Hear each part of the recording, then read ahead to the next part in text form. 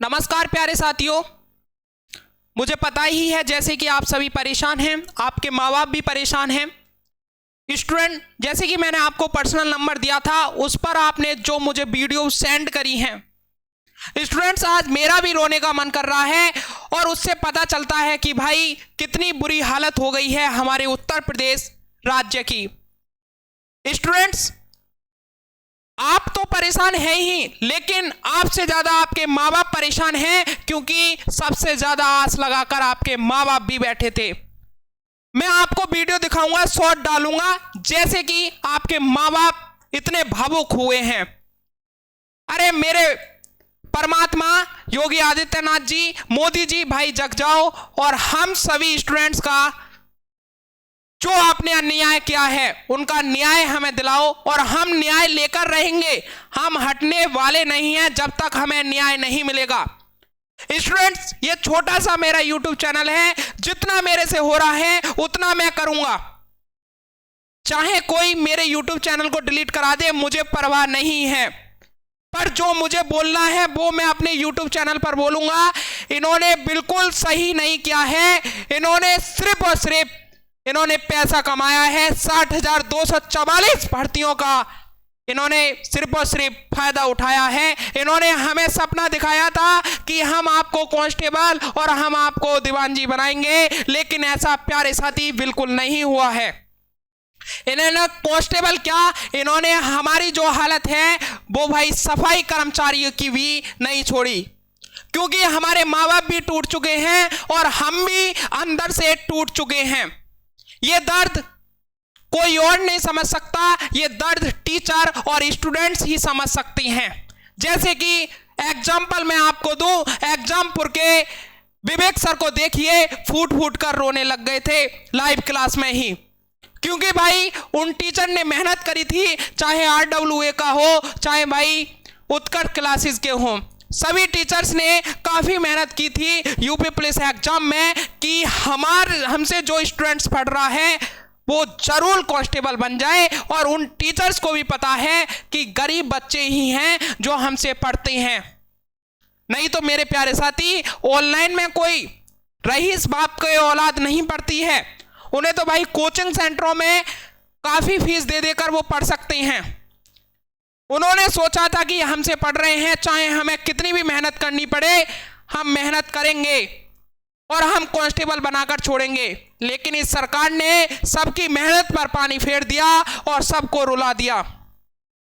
मेरे प्यारे साथी, मैं आपको उदाहरण दूं कि ऐसे ऐसे स्टूडेंट्स हैं और ऐसे ऐसे माँ बाप हैं, बिल्कुल बूढ़े हो चुके हैं माँ बाप, उनका सुबह उठने का मन भी नहीं करता, लेकिन अपने बच्चों के लिए वो सुबह उठते हैं और काम धंधा करने जाते हैं, जिससे कि 4 पैसे घर में आए और हमारा बच्चा पढ़ सके और हमारे घर का खर्चा चल सके। वही बूढ़े बूढ़े माँ बाप अपने बच्चों से आस लगाते हैं कि हमारा बेटा अब की भर्ती में जरूर सेलेक्ट हो जाएगा, लेकिन प्यारे साथियों, यूपी पुलिस में और यूपी में जितने भी एग्जाम हुए हैं सारे के सारे लीक हुए हैं। जिनके पास पैसा है वही नौकरी ले रहा है। तो सरकार को साफ साफ कह देना चाहिए कि हम गरीब बच्चों को नौकरी नहीं देंगे और हम जो पैसे हैं वही हमसे नौकरी लेगा।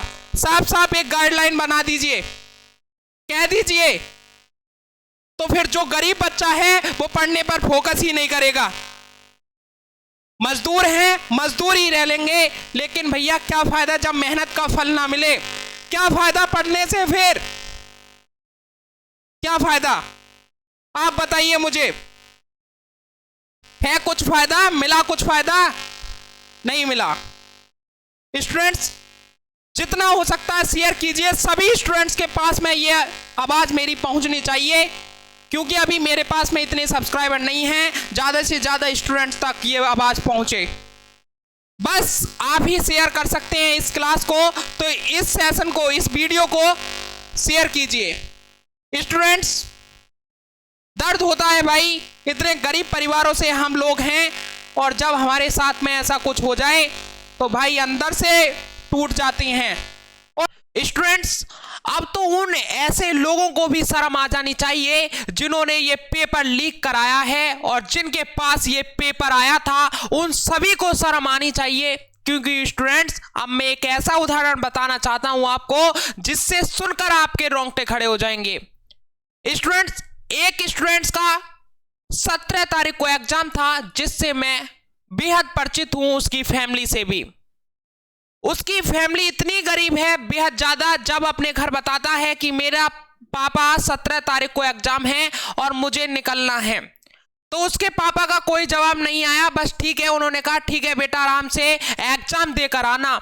लेकिन जब उसके पापा के अपनी जेब देखी तो उसके पास में एक भी रुपया नहीं। उन्होंने क्या करा कि अपने छोटे भाई से पैसे मांगे कि भाई मेरा बच्चा एग्जाम देने जाएगा, 500 रुपए दे दे। और वो 500 रुपए लेकर स्टूडेंट्स भेजा।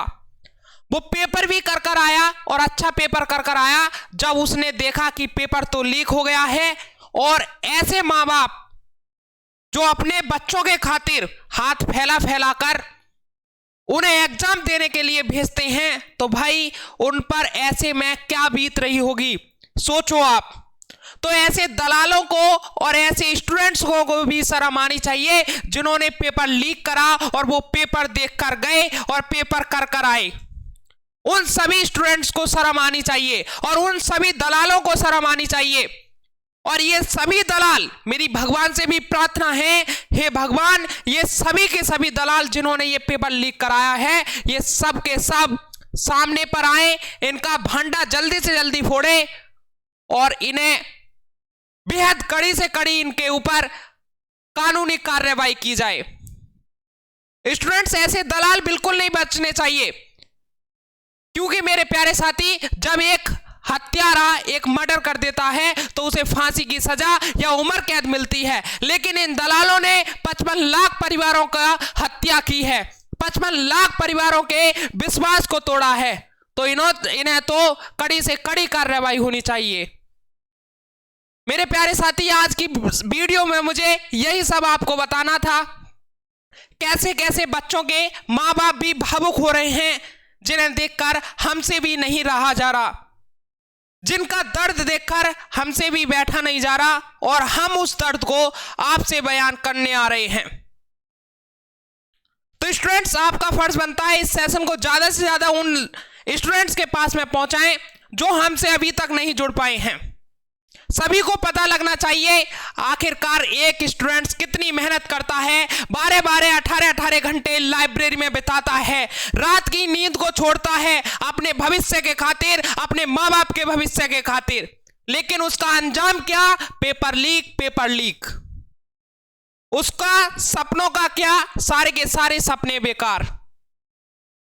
स्टूडेंट्स, अब मुझसे भी ज्यादा नहीं बोला जा रहा है, मैं इस वीडियो को यहीं पर बंद करना चाहूंगा। कल जो भी न्यूज आएगी उसके बारे में फिर आपको बताऊंगा। चलिए स्टूडेंट, जय हिंद, जय भारत।